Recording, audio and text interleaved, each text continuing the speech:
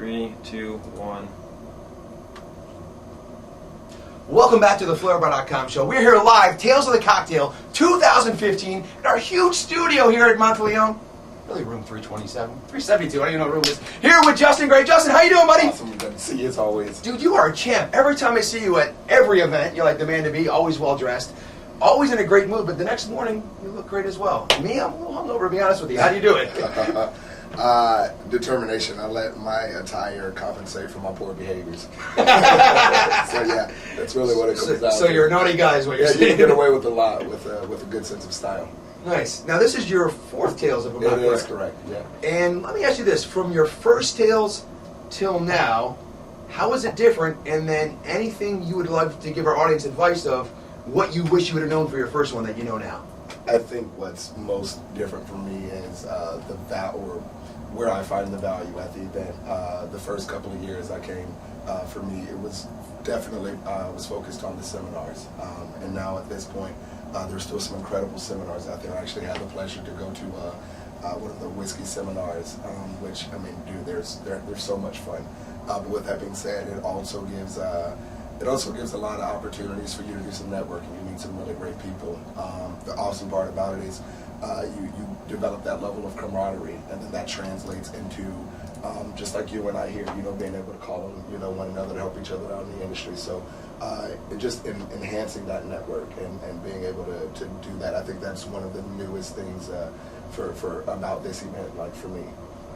I agree. It's almost the same timeline. When I first came, I was all gung-ho, seminar. Exactly. And then you hear about the parties, you want to go out and network, and then you realize, oh my God, I'm getting older, I can't handle this anymore. I think the most common saying I've heard about Tales is that it's a sprint, or a marathon, not a sprint. Yeah. So yeah, definitely, there's so many events going on. You have tasting rooms at 8 a.m. or 9 a.m. and they expect you to drink, 5 or 6 through an entire flight of whiskey.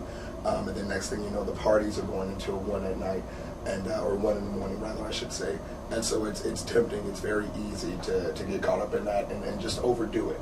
And so I think it's really you can't pick every event. You can't go to every event. You pick and choose what you're able to make it to.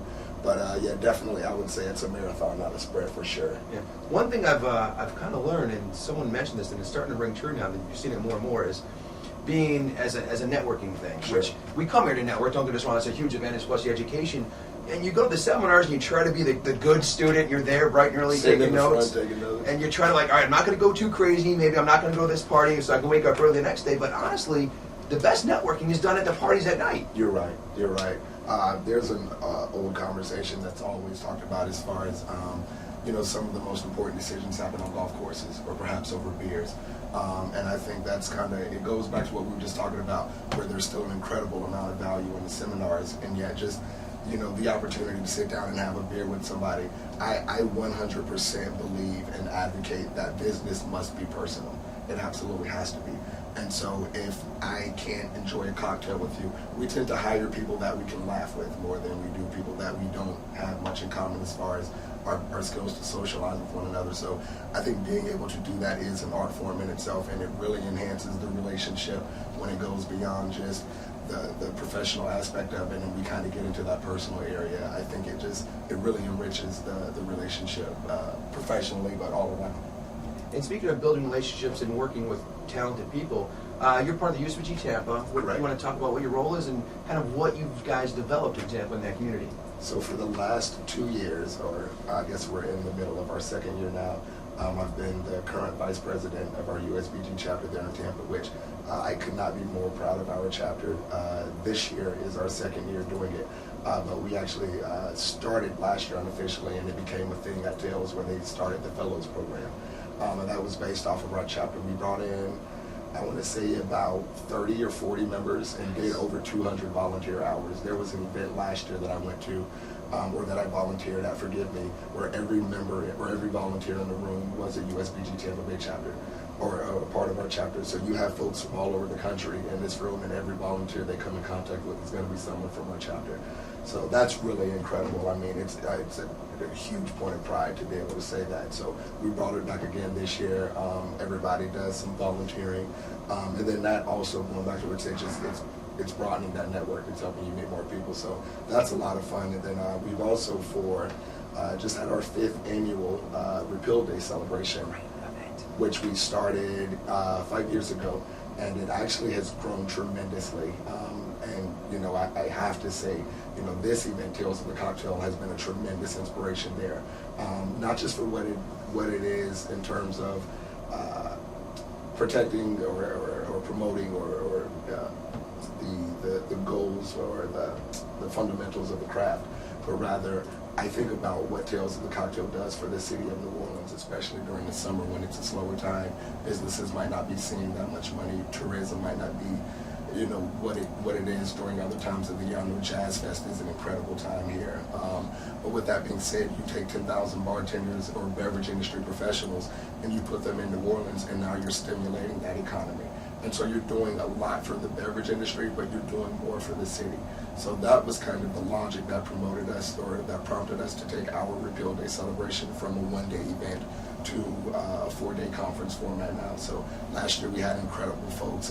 Dale DeGroff was kind enough to join us along with Deshaun Zurich out of Employees Only. But yeah, we bring in USBG chapters from all over the country. I think we have about 43 chapters now. So there's a great representation there in Tampa. It's awesome for the industry, but then again, you know, you have folks that are taking Ubers or cabs, folks that are going to convenience stores, folks that are staying in hotels. So it's really, you know, we're trying to use our small event, our fundraiser, to do some bigger things. It's an amazing event, and not only like you touched on. Thank you for joining us. Oh, the invitation, thank you. I was so impressed. But how it's grown over the years to what it's grown now, like you said, it's a great event for bartenders, consumers.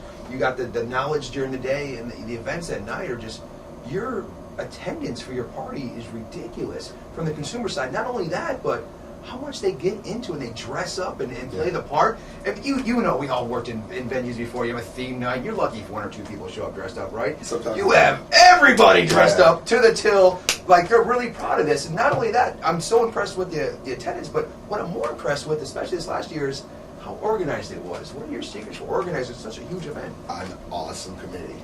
And it's really an awesome committee because, one, it's a limited committee. It's about 6 of us. And we're doing an unbelievable amount of work. But really, the last year when we first started it, I came up with the idea, and then our treasurer Ingrid actually was I think she's in the audience right now, actually. Yeah. So she was extremely helpful in helping us execute that. But with that being said, Brad Coburn, another one of our members, who the gala is probably the most talked about portion of the weekend. The seminars probably gained a lot of attention last year, but normally the gala is the most popular portion of the weekend. And I mean, we're doing cocktails for about 400 or 500 people, similar to the events we're doing here at Tales. So the person that's in charge of batching that stuff is vital to it. The folks that coordinate with, when we bring in folks like Dale DeGroff, we want to be able to treat those folks so we have someone responsible just for coordinating our VIPs. They're coming into Tampa, getting out what they're doing while they're there. So, but really, all the work that goes into it, it's done by about 6 or 7 people. And I mean, it's diligence. It's a lot of hard work and a lot of alcohol. You definitely got to get it in. And then we're going to end that on getting it in. Justin, we got to come to a break, but when we come back, do you mind, actually, you're talking about cocktails, maybe make it a cocktail for us? Happily. Would love to. Awesome. Yeah, absolutely. We'll be back right after this.